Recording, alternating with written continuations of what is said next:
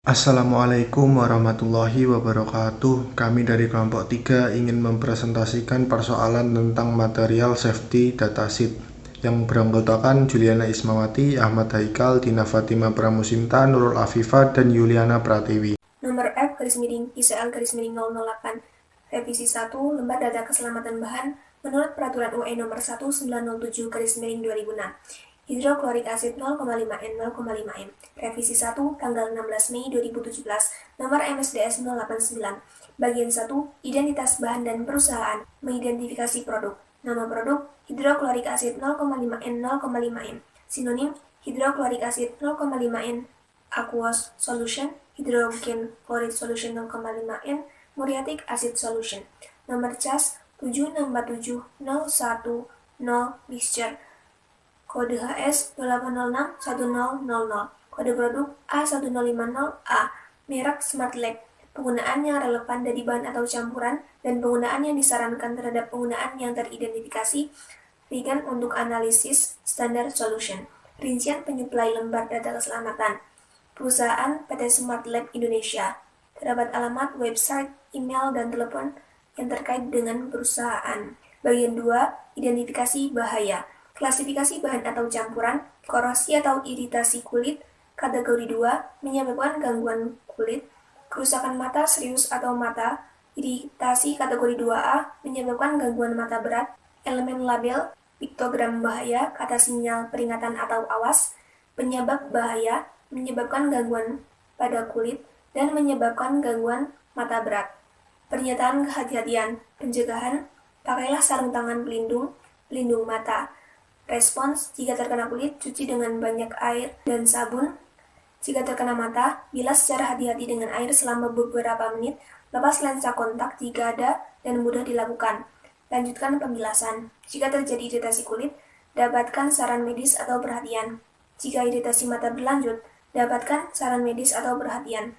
Lepaskan pakaian yang terkontaminasi dan cuci sebelum digunakan kembali. Untuk penyimpanan, simpan di tempat berventilasi baik, jaga wadah tertutup kedap atau rapat. Untuk bahaya lain tidak ada yang diketahui. Bagian 3, komposisi dan informasi bahan. Bahan sifat kimia, larutan berair, sinonim.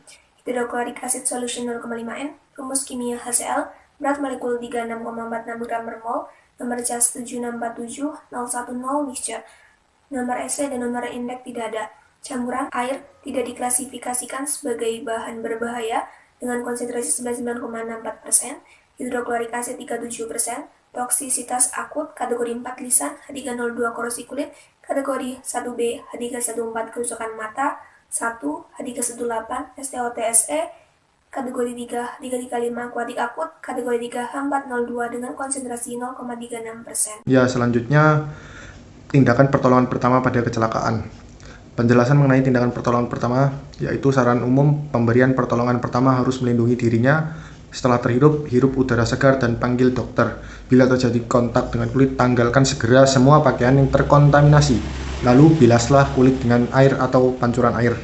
Setelah terjadi kontak pada mata, bilaslah dengan air dan kelopak mata terbuka dan segera hubungi dokter mata jika diperlukan dan lepaskan lensa kontak. Setelah tertelan, beri air minum kepada korban paling banyak 2 gelas dan konsultasi kepada dokter jika merasa tidak sehat.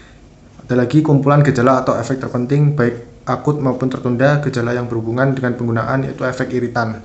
Tindakan pertolongan medis pertama dan perawatan khusus yang diperlukan tidak tersedia informasinya. Terus tindakan penanggulangan kebakaran. Media pemadaman api yang sesuai yaitu busa tahan alkohol, karbon dioksida atau CO2, serbuk kering, semprotan air. Media pemadaman yang tidak sesuai untuk bahan atau campuran ini tidak ada batasan agen pemadaman yang diberikan. Bahaya khusus yang muncul dari bahan atau campuran tidak mudah terbakar yaitu api ambien dapat melepaskan uap yang berbahaya. Saran bagi petugas pemadam kebakaran yaitu alat pelindung khusus bagi petugas pemadam kebakaran jika terjadi kebakaran atau pakai alat bantu pernapasan SCBA. Informasi lebih lanjut, pindahkan wadah dari zona berbahaya dan dinginkan dengan air dan cegah air pemadaman kebakaran mengkontaminasi air permukaan atau sistem air tanah. Tindakan terhadap tumpahan dan kebocoran. Tindakan umum, gunakan alat pelindung diri. Nasihat untuk personal non-darurat, jangan menghirup uap atau aerosol dan evakuasi dari daerah berbahaya. Amati prosedur darurat dan hubungi ahli.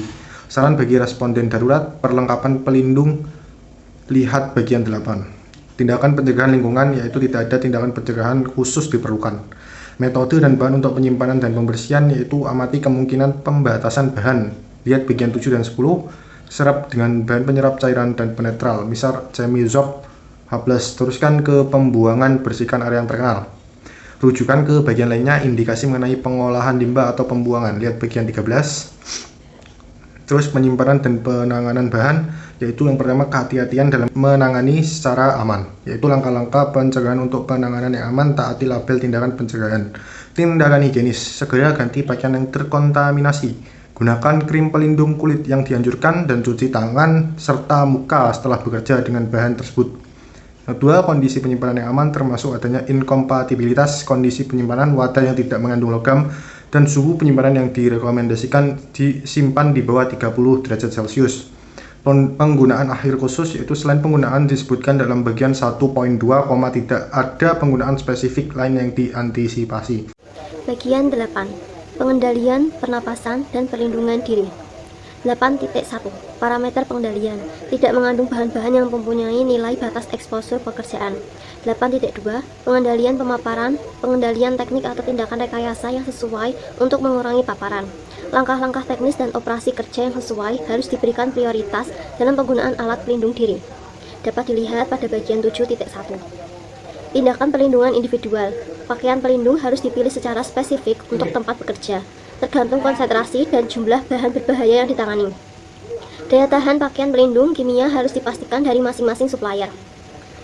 Perlindungan mata atau wajah. Kacamata pelindung dan pengaman wajah, gunakan peralatan untuk pelindungan mata yang telah diuji dan disetujui di bawah standar pemerintah yang sesuai seperti NIOSH atau US atau IN 166 UA. Perlindungan kulit atau tangan. Tangani dengan sarung tangan. Sarung tangan harus diperiksa sebelum digunakan. Gunakan teknik pemindahan sarung tangan yang benar tanpa menyentuh permukaan luar sarung tangan untuk menghindari kontak kulit dengan produk ini. Buanglah sarung tangan yang terkontaminasi setelah digunakan sesuai dengan hukum yang berlaku dan praktik laboratorium yang baik. Cuci dan tangan kering. Sarung tangan pelindung yang dipilih harus memenuhi spesifikasi EU Direktif 89686 EEC dan standar IN 374. Kontak penuh, bahan karet nitril, ketebalan lapisan minimum 0,11 mm, waktu terobosan lebih dari 480 min, kontak percikan, bahan polikloropen, ketebalan lapisan minimum 0,11 mm, waktu terobosan lebih dari 480 min. Sarung tangan pelindung yang digunakan harus mengikuti spesifikasi pada EC Direktif 89686 EEC dan standar gabungan DEN 374. Untuk contoh KCL 741 Dermatril L kontak penuh, KCL 741 Dermatril L kontak percikan. Perlindungan tubuh. Lengkapan perlindungan terhadap bahan kimia. Jenis alat pelindung harus dipilih sesuai konsentrasi dan jumlah bahan berbahaya di tempat kerja yang spesifik. Pakaian pelindung antistatik yang tahan nyala. Perlindungan pernapasan diperlukan ketika uap atau aerosol dihasilkan. Jenis filter yang direkomendasikan filter EP2. Pengusaha harus memastikan bahwa perawatan, pembersihan, dan pengujian perangkat pelindungan pernafasan telah dilakukan sesuai dengan petunjuk dan pabriknya. Tindakan ini harus didokumentasikan dengan benar. Kontrol eksposur lingkungan, tidak ada tindakan pencegahan khusus yang diperlukan. Bagian 9. Sifat-sifat fisika dan kimia. 9.1. Informasi tentang sifat fisika dan kimia. Bentuk cair, warna tidak berwarna, bau tidak berbau, ambang bau tidak berlaku. pH 1,2 pada 20 derajat Celcius. Titik lebur, titik didih tidak tersedia informasi, titik nyala tidak berlaku, laju penguapan, flamabilitas atau padatan gas, terendah batas ledakan, tertinggi batas ledakan, tekanan uap, kerapatan atau densitas uap relatif tidak tersedia informasi. Densitas 1,00 gram per cm kubik pada 20 derajat Celcius. Kerapatan densitas relatif tidak tersedia informasi. Kelarutan dalam air pada 20 derajat Celcius larut, koefisien partisi N-oktanol atau air, suhu dapat membakar sendiri, auto ignition, temperatur tidak tersedia informasi. Suhu penguraian, viskositas dinamis, tidak tersedia informasi. Sifat peledak tidak diklasifikasikan sebagai mudah meledak. Sifat oksidator tidak ada. Bagian 10. Reaktivitas dan stabilitas. Reaktivitas, lihat bagian 10.3. Stabilitas kimia, produk ini stabil karena kimiawi di bawah kondisi ruangan standar atau suhu kamar. Reaksi berbahaya yang mungkin di bawah kondisi spesifik atau khusus, menghasilkan gas atau uap yang berbahaya jika mengalami kontak dengan logam. Reaksi yang berbahaya dapat terjadi dengan umumnya diketahui dengan pasangan reaksi terhadap air. Kondisi yang harus dihindari, tidak ada informasi yang tersedia. Bahan yang harus dihindari, oksidator kuat, basa kuat, logam, halogen, logam, campuran logam. Produk berbahaya hasil penguraian, tidak ada informasi yang tersedia. Bagian 11, informasi toksikologi. Informasi tentang efek toksikologis, campuran toksisitas oral akut. Informasi ini tidak tersedia. Toksisitas inhalasi akut, informasi ini tidak tersedia. Toksisitas kulit akut, informasi ini tidak tersedia. Iritasi kulit, kerusakan yang mungkin, iritasi ringan. Iritasi mata, kerusakan yang mungkin, iritasi ringan. Sensitivitas, informasi ini tidak tersedia. Mutagenisitas pada sel nutfah, informasi ini tidak tersedia. Karsinogenisitas, informasi ini tidak tersedia. Toksisitas terhadap reproduksi, informasi ini tidak tersedia. Teratogenisitas, informasi ini tidak tersedia. Toksisitas pada bagian sasaran spesifik paparan tunggal, bahan atau campuran ini tidak diklasifikasikan sebagai toksikan dengan organ target khusus paparan tunggal. Toksisitas pada organ sasaran spesifik paparan berulang, bahan atau campuran ini tidak diklasifikasikan sebagai toksikan dengan organ target khusus paparan berulang. Bahaya aspirasi, kriteria klasifikasi tidak terpenuhi menurut data yang tersedia. Informasi lebih lanjut, sifat bahaya tidak bisa diabaikan, tapi relatif mustahil karena adanya konsentrasi dari bagian terlarut. Tangani sesuai dengan praktik kebersihan dan keselamatan industri yang baik. Bagian 12, informasi ekologi. Campuran toksisitas tidak tersedia informasi. Resistensi dan penguraian oleh lingkungan tidak tersedia informasi. Potensi bioakumulasi tidak tersedia informasi. Mobilitas dalam tanah tidak tersedia informasi. Hasil dan asesmen PBT dan VPVB bahan-bahan dan campuran tidak memenuhi kriteria untuk PBT atau VPVB sesuai dengan peraturan EC nomor 1907 tahun 2006 lampiran 13 atau penilaian PVT atau VPVB tidak dilakukan. Efek merugikan lainnya, pelepasan ke lingkungan harus dihindarkan. Di bagian 13 ada pembuangan limbah. Ini ada metode penanganan limbah. Limbah harus dibuang sesuai dengan petunjuk mengenal limbah 2008 atau 98 atau EC serta peraturan nasional dan lokal lainnya. Tinggalkan bahan kimia dan wadah aslinya. Jangan dicampurkan dengan limbah lain. Tangani wabah kotor seperti produknya sendiri. Bagian 14, informasi pengangkutan. Yang pertama, transportasi jalan atau ADR atau RID. Nomor PBB UN 1789. Nama pengapalannya sesuai berdasarkan PBB hidroklorid acid. Kelas 8, kelompok pengemasan 3 environmental hazardous strip, tindakan kehati-hatian khusus bagi pengguna, ya, sangat diperlukan. Kode pembatasan terowongan adalah E. Kedua, transport air sungai ADN, tidak bersangkut paut. Yang ketiga, transportasi udara IATA. Nomor PBB UN 1789. Nama pengapalannya sesuai berdasarkan PBB adalah hidroklorid acid.